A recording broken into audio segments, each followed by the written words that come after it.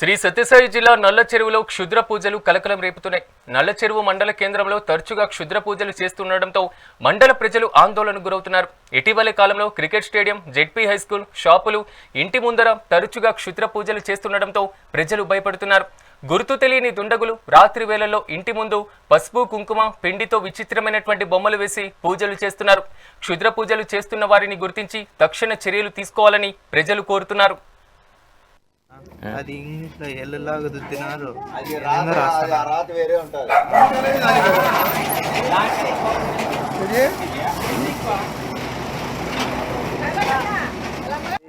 ఇట్లాంటి దుశ్చర్యలు మేము ఎప్పుడూ చూడలేదు. ఇండ్ల ముందర భయభ్రాంతులకు గురి చేసే దిష్టి బొమ్మలు, రేకులు నుంచి నిమ్మకాయలు, వేపాకు, నల్లేరు ఇవన్నీ వేసి అంతా భయభ్రాంతులకు గురి చేస్తున్నారు.